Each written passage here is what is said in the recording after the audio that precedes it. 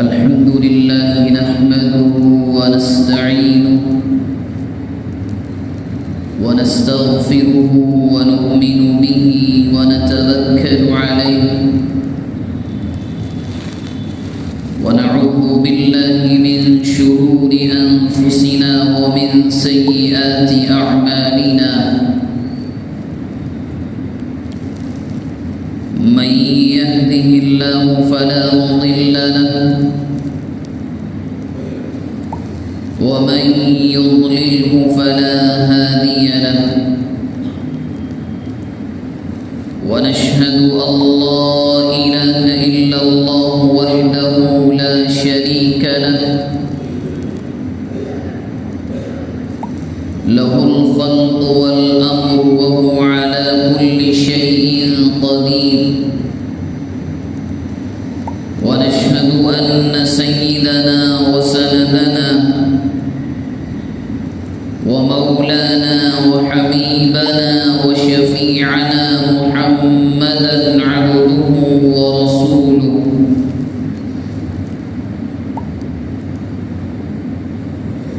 صلى الله عليه وعلى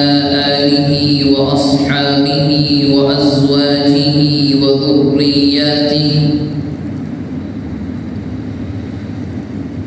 وذرياته وبارك وسلم تسليما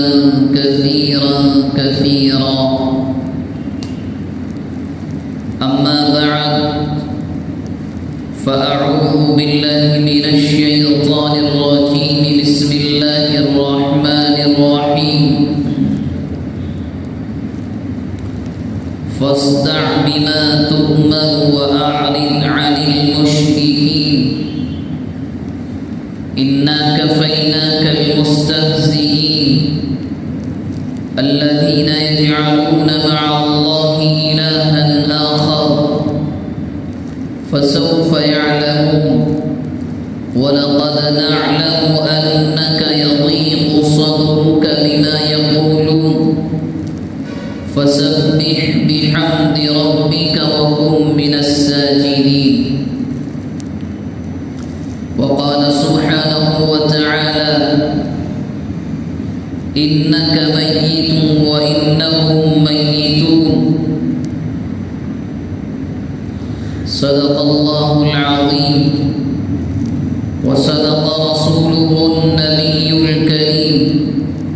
ونحن على ذلك لمن الشاهدين والشاكرين والحمد لله رب العالمين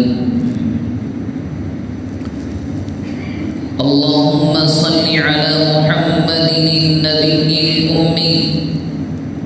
وعلى آله وسلم تسليما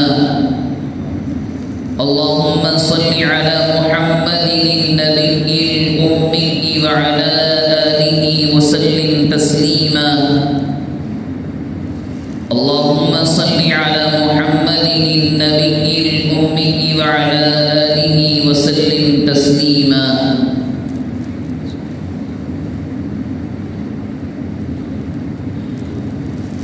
قابل احترام بزرگوں،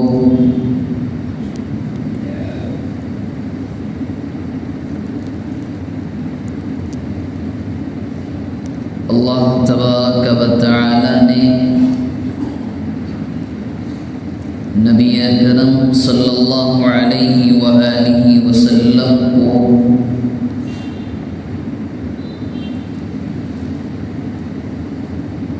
تمام انسان و جنات کی ہدایت، کامیابی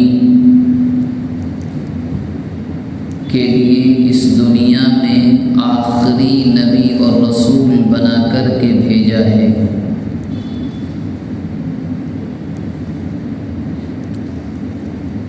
آخری نبی اور رسول ہونے سے یہ بات بالکل صاف اور واضح سمجھ میں آتی ہے کہ آپ کے بعد کوئی نبی یا رسول اللہ کی جانب سے اس کائنات میں اب نہیں آنے والا۔ جب آخری نبی نہیں آئیں گے تو کوئی نیا آسمانی مذہب بھی نہیں ہوگا، کوئی نئی آسمانی کتاب بھی نہیں آئے گی۔ اس سے یہ بات بڑی آسانی سے سمجھ میں آ جاتی ہے کہ اللہ کے نبی قرآن کے اعلان اور خود نبی اکرم صلی اللہ علیہ وسلم کے ارشاد کے مطابق انبیاء کی سب سے آخری کڑی ہے۔ اور یہ بھی سمجھ میں آتا ہے کہ جب اللہ کے نبی آخری ہیں تو کتاب یعنی قرآن کریم بھی آخری کتاب ہے۔ جب قرآن مجید جس کے قوانین کو کل ملا کر کے اسلام کہا جاتا ہے، وہ مذہب بھی آخری مذہب ہے۔ ان باتوں کو جب آپ سامنے رکھیں گے تو قرآن مجید کی وہ آیت کہ جو اللہ کے نبی صلی اللہ علیہ وسلم پر آپ کے وصال یا یوں کہہ لیں کہ آپ کے انتقال یا ادباً آپ کے اس دنیا سے پردہ فرمانے سے پہلے جو نازل ہوئی، بڑی آسانی سے سمجھ میں آ جاتی ہے۔ اللہ کے نبی علیہ الصلاۃ والسلام کو تبلیغ اور دعوت اللہ کے حکم کی تعمیل کرتے ہوئے تقریباً 23 سال ہونے کے قریب ہیں۔ قرآن مجید کی آیات میں کئی جگہوں پر یہ اشارہ دیا گیا کہ اب آپ کا جو مقصد تھا، آپ کی جو ذمہ داری ہم نے آپ کو دی تھی، وہ اب مکمل ہو چکی ہے۔ مثلا قرآن مجید کی ایک چھوٹی سی سورت ہے، سورہ نصر، اس میں بڑے صاف طور پر یہ کہا گیا اذا جاء نصر اللہ والفتح ورأيت الناس يدخلون في دين الله أفواجا فسبح بحمد ربك واستغفر إنه كان توابا۔ اس سورت کے نازل ہونے کے بعد جب اللہ کے نبی نے یہ فرمایا کہ شاید اگلے سال میری تم سے ملاقات نہ ہو سکے، تو تمام صحابہ غمگین ہو گئے۔ اس صورت میں اللہ کی جانب سے یہ کہا گیا کہ اے محمد صلی اللہ علیہ وسلم اذا جاء نصر اللہ والفتح، جب اللہ کی مدد اور اللہ کی جانب سے فتح آئے گی، اور ایک زمانہ ہوگا کہ وَرَأَيْتَ النَّاسَ يَدْخُلُونَ فِي دِينِ اللَّهِ أَفْوَاجًا، آپ دیکھو گے ایک دو نہیں، جماعت کی جماعتیں، فوج در فوج لوگ اسلام میں داخل ہوں گے۔ اتنی بات کہہ کر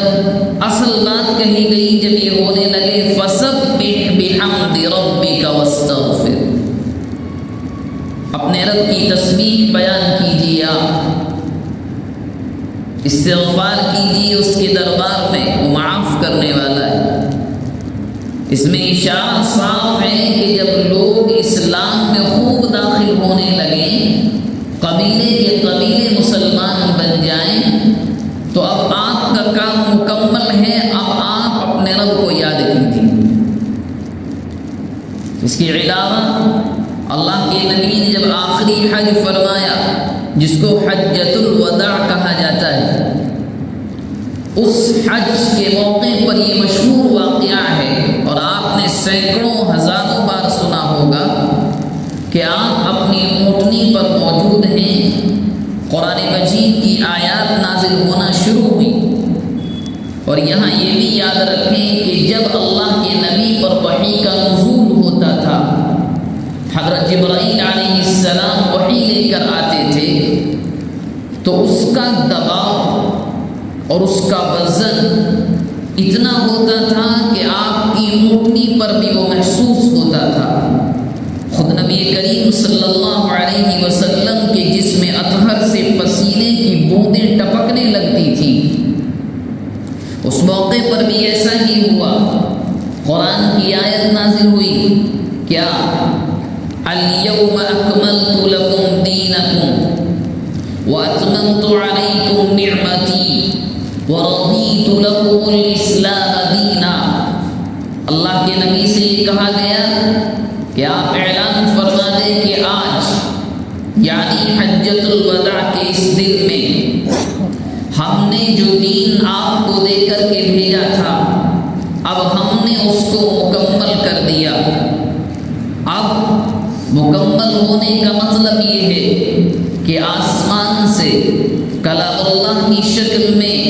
اسلام کے جو قوانین اتر چکے ہیں اور جن قوانین کی تشریح آپ نے اپنی احادیث میں اپنے ساتھیوں یعنی جانثار صحابہ کے سامنے احادیث مبارکہ کی شکل میں فرمائی ہے، پیش کی ہے، اب یہی کل ملا کر مذہب ہے۔ اس میں نہ کسی چیز کو بڑھایا جائے گا، نہ کوئی چیز اس میں سے کم کی جا سکتی ہے۔ الیوم اکملت لکم دینکم واتممت علیکم نعمتی، اور یہ بھی فرمایا کہ جو مذہب ہم نے آپ کو دیا ہے یہ زبردستی کا بوجھ نہیں ہے، یہ ایسا نہیں ہے کہ ہم نے اٹھایا اور تمہارے اوپر لاد دیا،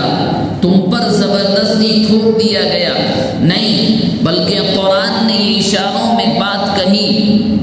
کہ یہ ہماری جانب سے ایک بہت بڑی نعمت ہے، اس نعمت کو آج ہم نے مکمل کر دیا ہے۔ اور آگے فرمایا وَرَضِيتُ لَكُمُ الْإِسْلَامَ دِينًا، اور ہم تمہارے لیے اسلام سے بحیثیت دین راضی ہیں، یعنی ہماری رضا اسی میں ہے کہ جو اسلام پر عمل کرے گا، جو منحرف ہوگا ہماری ناراضگی ہے، ہم راضی نہیں ہیں۔ یہ بالکل صاف اعلان اس دن کر دیا گیا تھا کہ اسلام مکمل ہو گیا۔ ان دو آیتوں، یہ اس کے علاوہ قرآن مجید میں اور بھی تذکرہ ہے۔ جب یہ آیات نازل ہوئی تو اللہ کے نبی علیہ الصلاۃ والسلام سمجھ گئے کہ اب میری واپسی کا وقت قریب ہے، اب جو مشن مجھے دیا گیا تھا وہ مکمل ہو چکا ہے، اور باقاعدہ احادیث میں موجود ہے کہ اللہ کے نبی علیہ الصلاۃ والسلام نے اس آیت کے نازل ہونے کے بعد سوالات صحابہ کا تقریباً سوالات صحابہ وہاں موجود تھے، ان سے ایک سوال کیا تھا، کیا جو ذمہ داری مجھے دی گئی تھی کیا وہ میں نے ادا کر دی؟ تمام صحابہ نے بیک زبان ہو کر یہ جواب دیا کہ ہاں، آپ نے وہ ذمہ داری ادا کر دی ہے۔ جب یہ آیتیں نازل ہو گئیں اور جن کو آپ نے سکھلایا، جن کو آپ نے دین پہنچایا، وہ دوسروں کو دین سکھانے لگے، اور لوگ فوج در فوج، قبیلے کے قبیلے، جماعتیں کی جماعتیں اسلام میں آنے لگی۔ اب یہ اشارہ بالکل صاف تھا کہ اللہ کے نبی کی واپسی کا وقت بہت قریب ہے۔ آپ آئے، ذی الحج کا مہینہ حج کا مہینہ ہوتا ہے، واپس آ گئے، محرم کا مہینہ ہوا، صفر کا مہینہ شروع ہوا، یہی مہینہ جس کے آخری ایام اب چل رہے ہیں۔ اسی مہینے کے آخری چہارشنبے کو، یعنی کہیں کہا جاتا ہے آخری بدھ کو، آخری بدھوار کو، اسی مہینے کو آپ مرض الوفات میں مبتلا ہو، یعنی مرض الوفات ایسی بیماری جس میں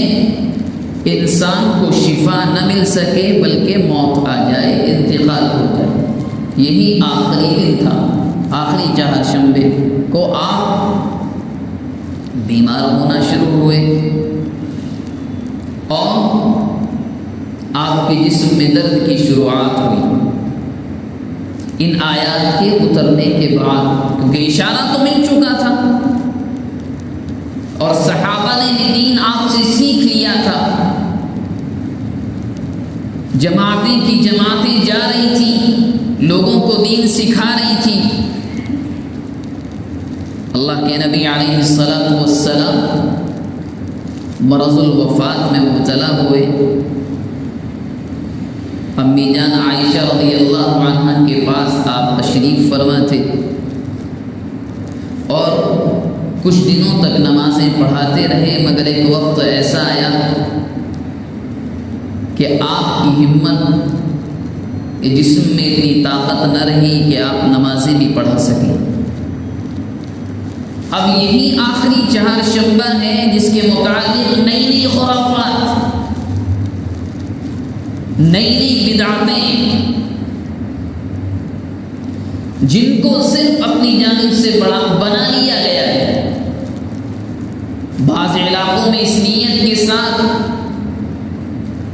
کچھ برتنوں کا، کھانے کی چیزوں کا، بالخصوص انڈے اور چاولوں کا صدقہ نکالنا، اور بعض علاقوں میں یہ بدعت کروٹ بدلتی ہے۔ اسی لیے یاد رکھیں، اکابرین فرماتے ہیں کہ بدعت اگر کسی دین میں نئی بات جو داخل کی گئی ہے اس کو پہچاننا ہو تو آپ یقین رکھیں، آپ علاقہ بدلیں، بدعت کا رخ اور اس کی شکل بدل جاتی ہے۔ بعض علاقوں میں ہے کہ نہیں صدقہ نکالیں اللہ کے نبی کی جانب سے، اور بعض علاقوں میں ہے کہ نہیں حلوہ بنائیں، خوشی منائیں، اللہ کے نبی کو شفا ملے۔ حالانکہ دونوں باتوں کا تعلق دین اسلام سے دور تک نہیں، دور تک نہیں۔ اگر ایسے منانا شروع کر دیں کہ یہ آخری چہارشنبہ تھا ماہ سفر کا، جب ایسا ہوا تو پھر تو اللہ کے نبی کی زندگی کے جتنے آخری 8 ایام تھے ہر ایک کو منانا پڑے گا۔ آخری پیر بھی آیا، آخری اتوار بھی تھا، آخری ہفتے کا دن بھی تھا، جمعہ بھی تھا، جمعرات بھی، 8 دن منانے پڑے گے۔ اور اسلام میں تو منانے کے لیے صرف 2 عیدیں ہیں، عید الفطر اور عید الاضحیٰ۔ ایک وہ جو رمضان کے روزے داروں کو انعام دیا جاتا ہے، دوسری وہ کہ جس میں ایک اللہ کے بندے کی عظیم قربانی کے ذریعے سے یہ کہا گیا کہ تم بھی قربانی دو، تاکہ تمہارے اندر یہ جذبہ ہو کہ اللہ کی راہ میں کیسے قربانی دی جاتی ہے، اور قربانی کا جذبہ تمہارے اندر پیدا ہو۔ اس کے علاوہ نہ کوئی غم کا دن اسلام میں، نہ خوشی کا دن اس کے علاوہ کوئی اسلام میں، اپنی جانب سے سب کو بنا لیا گیا۔ ایسے آخری چہارشنبے کا مسئلہ انڈے نکالنا، چاولوں کا صدقہ کرنا ہے، بعض علاقوں میں کچھ اور خرافات کرنا۔ حالانکہ ہونا یہ چاہیے تھا کہ اس امت پر جو سب سے بڑا غم کا دن ہے وہ دن ہے جس دن اللہ کے نبی علیہ السلام پردہ فرما کریں گے، یعنی جس دن آپ کا انتقال ہوا ہے،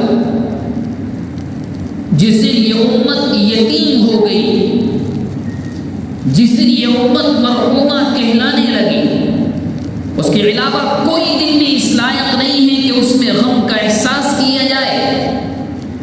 غم منایا جائے۔ اللہ کے نبی علیہ السلام جس دن مدینہ منورہ میں آپ کا وصال ہوا، آپ یقین نہیں کریں گے مدینے کا ایک گھر نہیں تھا سوائے یہودیوں کو چھوڑ کر جہاں سے چیخوں کی آوازیں نہ آ رہی ہوں۔ صحابہ نے تصور نہیں کیا تھا ایسا ہو سکتا ہے۔ ان کے ذہنوں میں پہلا خیال یہ آیا آج ہم یتیم ہو گئے۔ حضرت عمر رضی اللہ عنہ جیسا جلیل القدر صحابی، جن کے بارے میں اللہ کے نبی نے یہ فرمایا کہ شیطان اگر اس راستے کو آ جائے جس سے عمر جا رہے ہوں، شیطان راستہ بدل لیتا ہے، جن کی رائے کی بنیاد پر یا یوں کہہ لیں کہ جو بات انہوں نے اپنی زبان سے کہی اسی کو اللہ نے قانون بنا کر قرآن میں اتارا۔ وہ یوں کہتے ہیں اللہ کے نبی کے وصال کہ محمد صلی اللہ علیہ وسلم کا انتقال ہو گیا، میں گردن اتار دوں گا۔ غم اپنی انتہا کو ہے۔ حضرت عمر رضی اللہ عنہ نے کسی اور صحابی نے حضرت عثمان کو سلام کیا، ان کو احساس نہیں ہوا، اتنے غم میں۔ آپ کے تو سسر تھے اللہ کے نبی علیہ الصلوۃ والسلام۔ خیر، آپ کے مرض الوفات کی شروعات ہوئی اور مرض اتنا بڑھا کہ اللہ کے نبی کو جو بخار آپ کا تھا، جو بخار میں درد ہوتا ہے، برداشت نہیں ہوتا تھا۔ امی جان عائشہ رضی اللہ عنہ سے یوں کہا کرتے تھے کہ عائشہ سر پھٹا جا رہا ہے، اتنا گرم ہے کہ ذرا پانی میں بھگو کر کپڑے کی پٹیاں تو رکھو۔ تمام بیویوں سے اجازت لے کر امی جان عائشہ صدیقہ رضی اللہ عنہ کے یہاں قیام فرمایا تھا۔ آپ رضی اللہ عنہ پٹی رکھتی جاتی تھی اور حضرت عبداللہ بن زبیر رضی اللہ عنہ مسجد نبوی میں بیٹھے ہوئے تھے، تھوڑی دور حضرت عائشہ کے حجرے سے دکھائی دے رہے تھے، ان کے ہاتھ میں مسواک تھی۔ اللہ کے نبی نے مسواک کو دیکھ لیا۔ تکلیف اتنی کہ زبان سے کہہ نہیں سکتے اللہ کے نبی، مگر ہم سب کی امی جان حضرت عائشہ رضی اللہ عنہا بھی بڑی عقل مند تھی۔ دنیا کے اندر بہت کم ایسی عورتیں پیدا ہوئی ہیں کہ جن کو اللہ نے ایسی صلاحیتوں سے نوازا، ان میں سے ایک حضرت عائشہ رضی اللہ عنہا۔ اس امت کو بالخصوص گھریلو مسائل، بلکہ بعض فقہا کے نزدیک آدھا دین حضرت عائشہ رضی اللہ عنہا کے ذریعے سے پہنچا ہے۔ شوہر بیوی کے ساتھ کیسا رہے، ماں بیٹی کی تربیت کیسی کرے، باریک سے باریک مسئلہ دیکھا، سمجھ گئی کہ اللہ کے نبی مسواک کو چاہتے۔ مسواک کیونکہ حضرت عبداللہ بن زبیر کے بھانجے تھے، مسواک منگائی، آپ کو دی، چبا کر نرم کر کے آپ چبانے لگے۔ آج تو فیشن کے اس دور میں مسواک شاید ہی کچھ گنے چنے بندوں کے پاس مل جائے، حالانکہ اس کے اتنے فوائد ہیں۔ فقہا فرماتے سب سے بڑا فائدہ مسواک کا یہ ہے کہ مرتے وقت کلمہ نصیب ہوتا ہے، مرتے وقت کلمہ نصیب ہوتا ہے۔ اللہ کے نبی علیہ الصلوۃ والسلام سخت بیماری میں، سخت بیماری، اور حضرت جبرائیل علیہ السلام کو بھیجا گیا، اور یہ بات روایات کے اندر موجود ہے۔ اللہ کا پیغام یہ تھا کہ دستک دینا، دروازے پر دستک دینا، اجازت ملے تو اندر جانا، اور اگر اجازت مل جائے اور میرا حبیب آنا چاہے تو لے کر آنا، نہ آنا چاہے تو ان کی مرضی۔ دنیا میں آپ کے علاوہ کسی کو اختیار نہیں دیا گیا۔ حضرت جبرائیل علیہ السلام پہلے آئے، ورنہ سب کے پاس ملک الموت ہی جاتے ہیں۔ حضرت عزرائیل علیہ السلام، دروازے پر دستک ہوئی، بعض روایات میں کوئی دکھائی نہیں دیا، بعض میں کسی صحابی کی شکل میں حضرت جبرائیل جیسے آتے تھے۔ اللہ کے نبی پہچان گئے کہ اب وقت آ چکا ہے، کیونکہ قرآن مجید میں یہ کہا گیا تھا کہ انک میت و انہم میتون، موت آئے گی۔ آپ آخری رسول ہیں برحق، کوئی شک نہیں، آپ آخری نبی ہیں، کوئی شک نہیں، بلکہ شک کرنے والے کا ایمان ختم ہو جائے گا۔ آپ اس دنیا کے سب سے عظیم انسان ہیں، کوئی شک نہیں، آپ کے اخلاق سب سے اعلیٰ، آپ کی عادتیں سب سے شاندار، آپ کا جسم سب سے بہترین، آپ سب سے زیادہ خوبصورت، جس کو کسی انسان کو ایسی آنکھیں نہیں ملی، پوری کائنات میں کسی انسان کو وہ کان نہیں وہ زبان، وہ دانت، وہ چہرہ، وہ ہاتھ، وہ مبارک قدم، وہ جسم سے ٹپکنے والا مبارک پسینہ کہ جس کو صحابہ چھوٹی چھوٹی بوتلوں میں جمع کر کے عطر کے طور پر استعمال کرتے تھے، کسی کو آپ کے جیسا کچھ نہیں ملا، اس کے باوجود قرآن نے کہا کہ اللہ کے نبی موت آپ کو بھی آئے گی۔ وہ تو ایک ہے جس کو کوئی موت نہیں آئے گی۔ کل من علیہا فان ویبقى وجہ ربک ذو الجلال والاکرام، ہر ایک چیز کو ختم ہونا، کوئی نبی ہو، کوئی ولی ہو، کوئی عالم ہو، کوئی اللہ کا کتنا قریب ہو، کوئی اللہ کا کتنا بڑا دشمن ہو، اس کا انکار کرنے والا ہو یا ماننے والا، اس کی تعریف کرنے والا ہو یا گالیاں دینے والا، رب العزت والجلال کی ذات کے علاوہ اس کائنات میں سب کو مرنا ہوگا، کوئی نہیں بچے گا۔ خود اللہ کے نبی سے یہ تو کہا گیا انک میت، آپ کو بھی مرنا ہے، آپ کو بھی موت آئے گی۔ وَإِنَّهُمْ مَيِّتُونَ، سب کو مرنا ہے،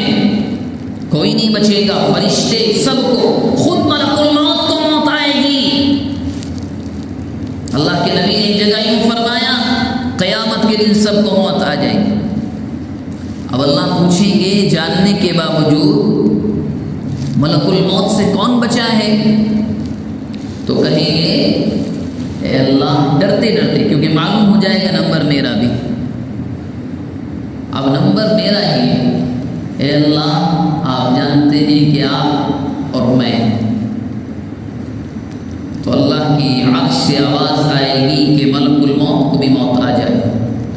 اور جب ملک الموت کو موت آئے گی اللہ کے نبی نے فرمایا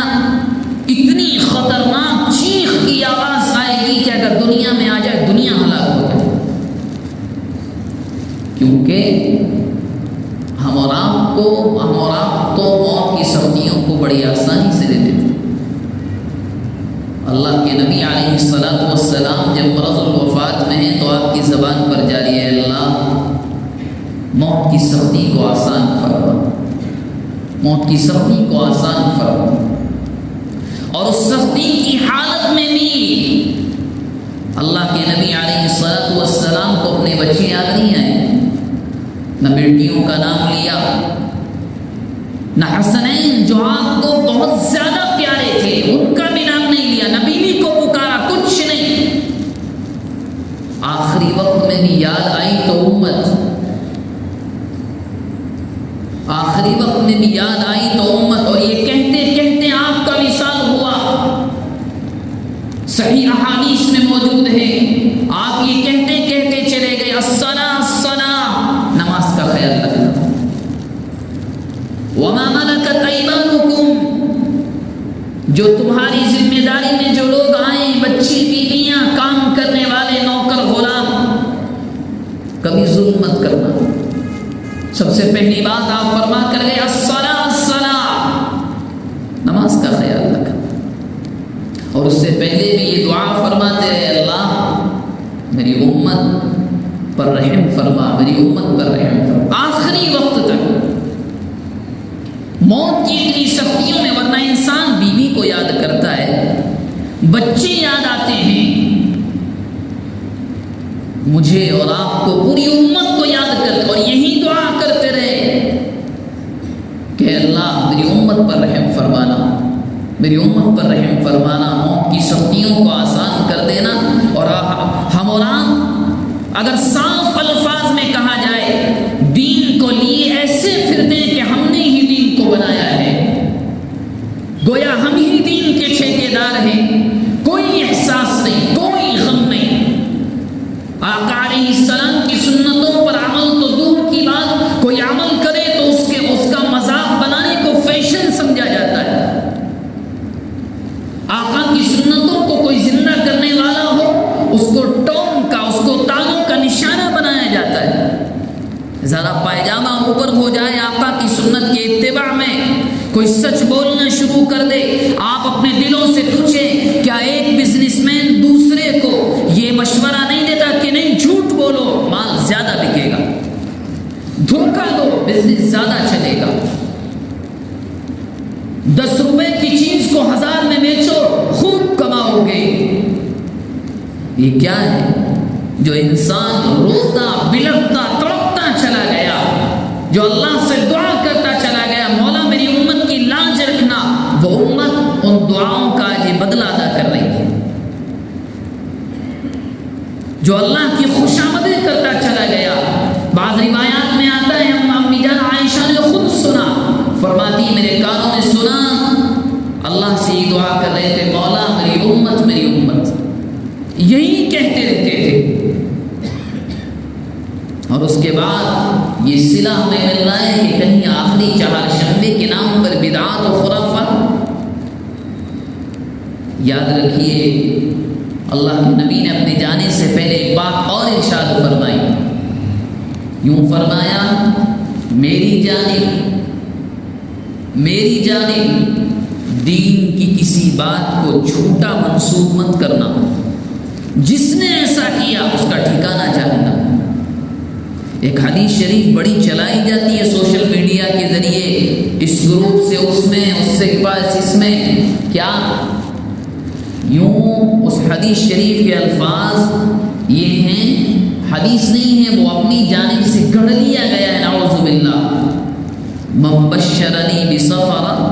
جو مجھے ماہ سفر کی خوشخبری دے، بشرتہ بالجنہ، میں اس کو جنت کی خوشخبری دوں گا۔ ایک محدث یعنی حدیث کا ماہر یہ کہنے والا آپ کو نہیں ملے گا یہ حدیث صحیح، اس کو بنایا گیا ہے امت کی گمراہی کے لیے، وہ چلا دی گئی۔ اور ہمارے یہاں یہ ہے کوئی تحقیق نہیں، آیا ہے آگے بڑھو۔ حالانکہ قرآن نے جو تربیت کی ہے اسلامی ماحول کا ایک بہت بڑا اصول یہ ہے کہ اگر آپ کے پاس کوئی بھی خبر ہو، کوئی بھی خبر، ان جاءکم فاسق بنبأ فتبینوا ان تصیبوا قوما بجہالہ فتصبحوا علی ما فعلتم نادمین، آنکھیں کھول کر جیا کرو۔ قرآن کہہ رہا ہے اسلامی معاشرے کا، مسلم سوسائٹی کا ایک اہم اصول یہ ہے کہ کوئی بھی بات آئے تحقیق کرو۔ دماغ ہے، آنکھیں ہیں، کیوں تحقیق نہیں کی جاتی؟ آیا بڑھا دیا۔ اور دین کے نام پر تو اتنا چل رہا ہے کہ اللہ رحم کرے دنیا میں تو ایک دو بار تحقیق کر بھی لیتے، دین کی کوئی بھی بات آئی اچھی لگی بہت اچھی ہے، دین میں دل کو اچھا لگے یا نہ لگے، اسلام نے جو اصول بنا دیا وہی ہے۔ ایسے ہی سفر کے مہینے کے بارے میں روایت بھی ہے، بہرحال باتیں کہنے کے لیے بہت سی ہیں، ماہ سفر کے بارے میں ٹوٹل بدعات و خرافات کو چلایا گیا ہے، ان سے اسلام کا کوئی تعلق نہیں۔ ہاں ایک حقیقت یہ ضرور ہے، اس مہینے کے آخری ایام میں اللہ کے نبی کی مرض الوفات کی ابتدا ہوئی، اور پیر کے دن 12 ربیع الاول کو آپ اس دنیا سے پردہ فرما کر چلے گئے، اور یہ امت مرحوم ہو گئی، اور اللہ کے نبی علیہ السلام کی جدائی سے بڑا غم کوئی اور اس امت کے لیے نہیں ہے۔ اللہ تبارک و تعالی جو باتیں کہی گئی، سنی گئی،